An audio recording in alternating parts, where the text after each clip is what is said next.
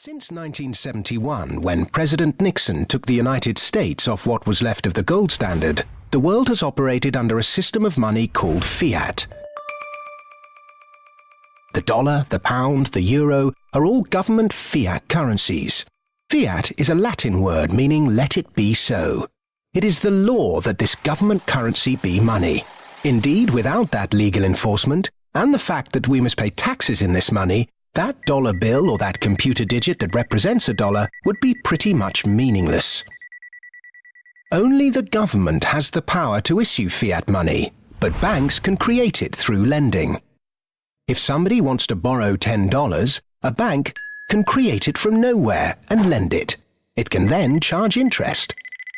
Banks also create money by lending against an asset, such as a house. They're given the deeds to the house, and they create the money out of nowhere and lend it, at interest of course. Over the last 40 years, since this fiat system of money became the global norm, the supply of money has grown exponentially. In fact, we've seen the greatest growth in the supply of money in history.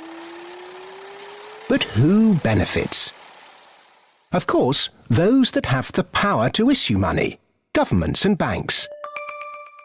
They haven't had to do anything productive, they just create money. Then those companies and individuals that get this money early. They can spend it before the prices of the things they want to buy have risen to reflect the new money in circulation. In other words, they get services, products, assets cheap. But prices soon rise, so holders of assets such as shares or houses will then see gains, without there necessarily being any improvements to the company or house in question. Often, this can lead to speculative bubbles. Who gets this money early?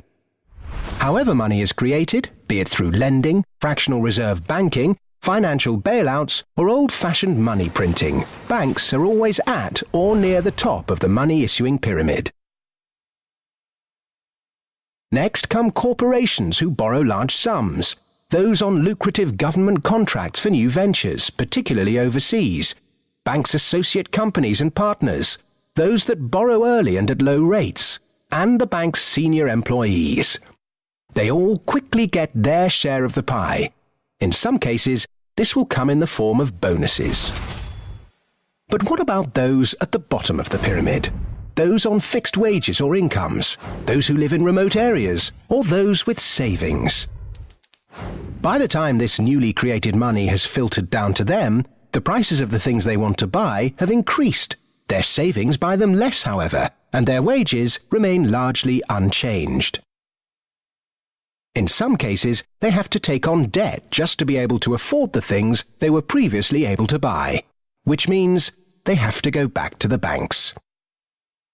In reality, this process of creating money only redistributes wealth from the bottom to the top of the pyramid, and thus that ever-increasing gulf between rich and poor gets bigger and bigger and bigger.